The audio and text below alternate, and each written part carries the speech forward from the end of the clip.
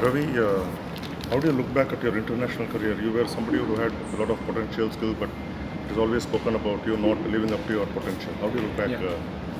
Um, I don't know. It's a tough one. I come from a background. I grew up in East London, where there's was very limited cricket opportunities over there. The schools didn't really play cricket or anything like that.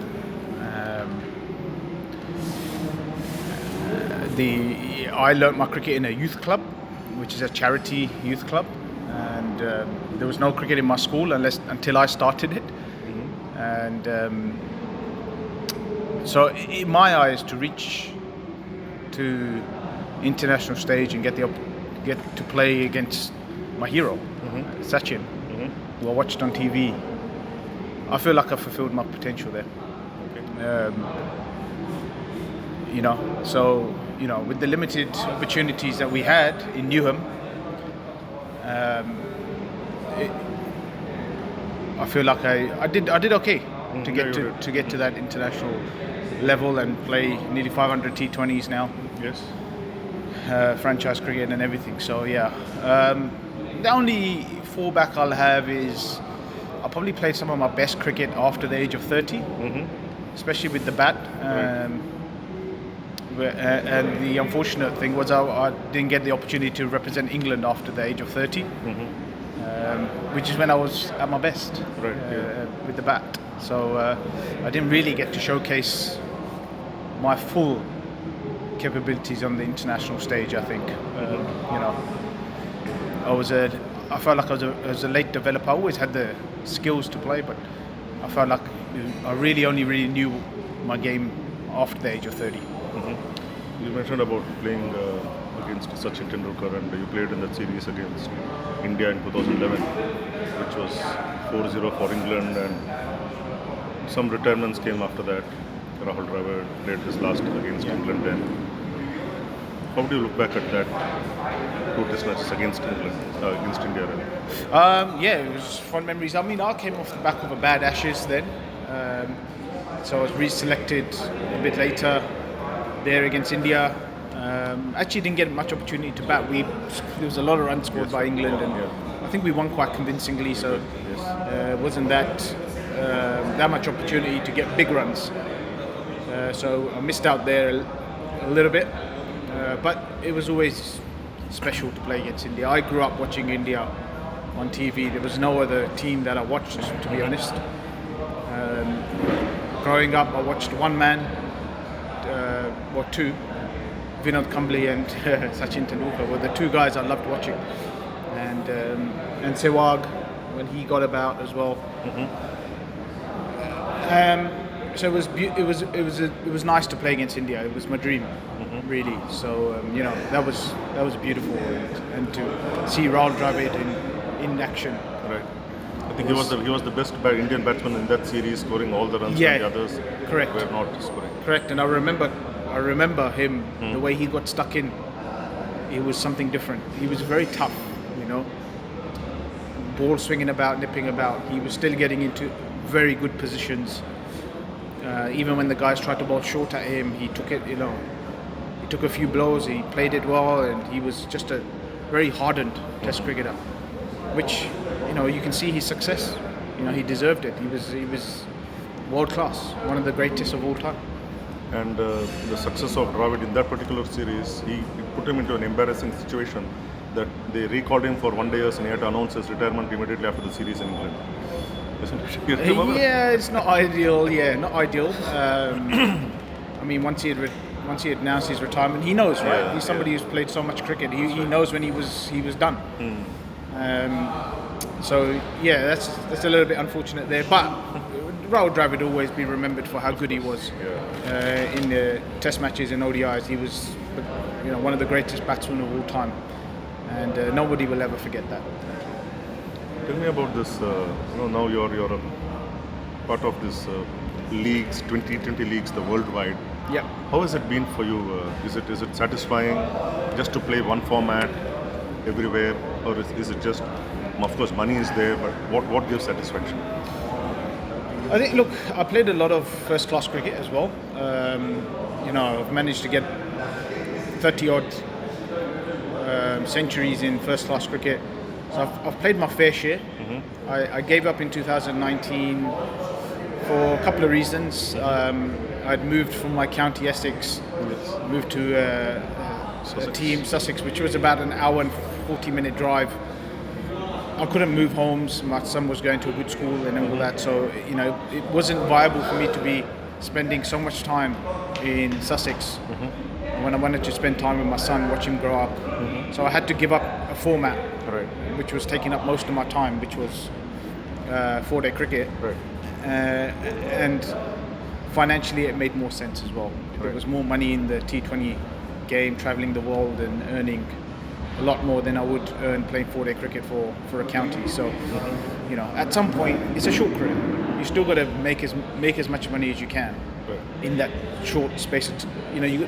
It's a balance. There's a balance. You can't play for peanuts because you'll find that you'll be stuck after cricket if you're not taking care on that side as well. So that was the main reason. But it has been satisfying. I've enjoyed playing T20 cricket around the world. It's made me a very accomplished player in T20 cricket,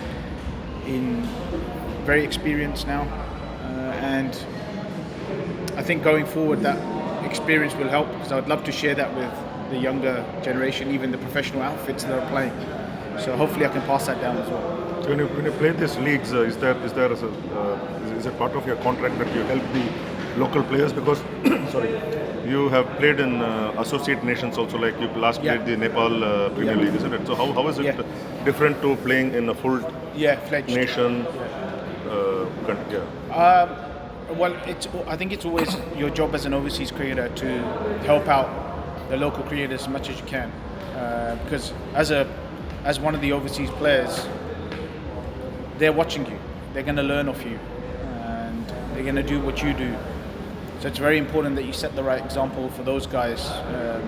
These leagues are not just for yes, there's entertainment, but it's also to develop that country's younger players into something, so they can come and play international cricket and compete against the likes of the fully fledged nations.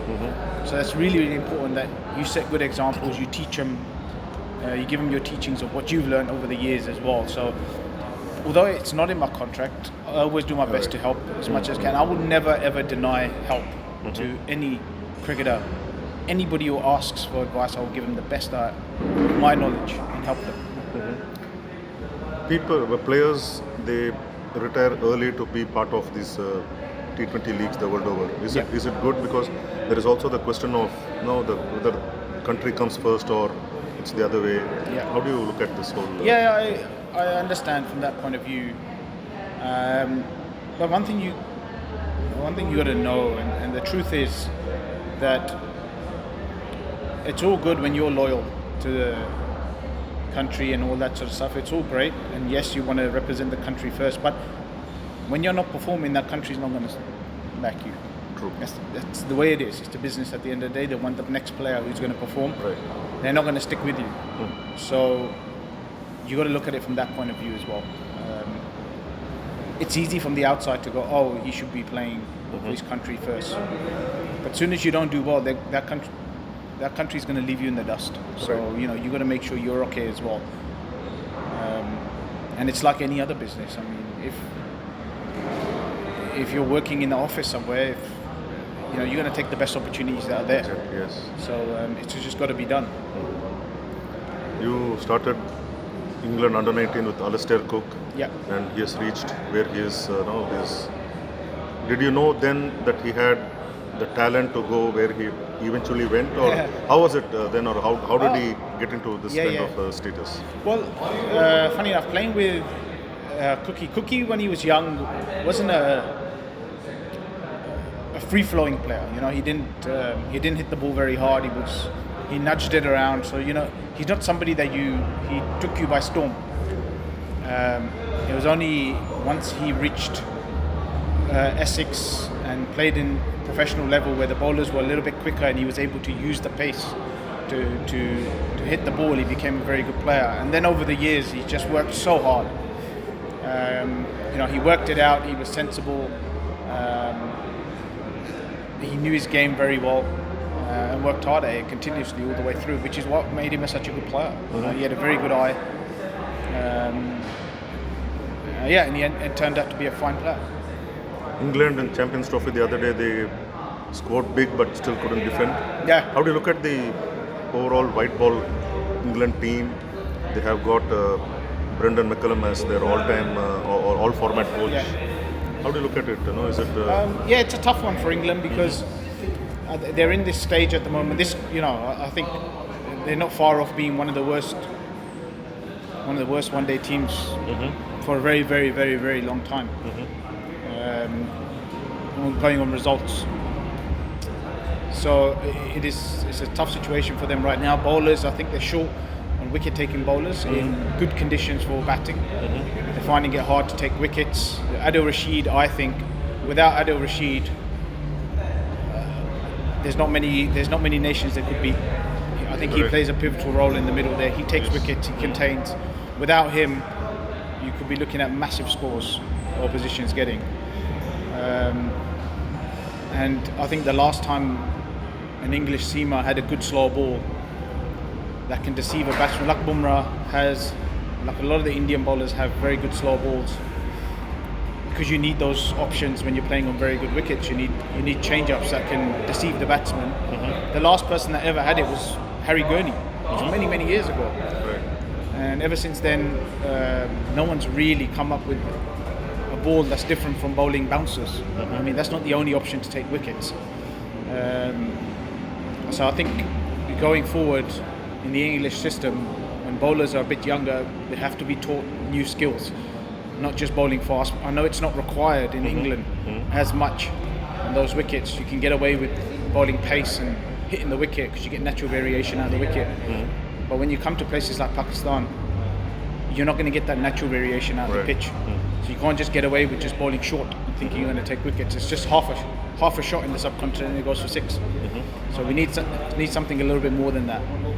And that's got to start from a younger age, I think. You've got to learn those skills from a younger age, whether it's playing tape ball cricket, playing more tennis ball cricket, where you learn skills. And the other day you were saying about India playing in Dubai all their matches, but the other teams have to come. It's unfair on the other teams. Yeah. And we saw it yesterday with Pakistan struggling to put runs on the board, is it?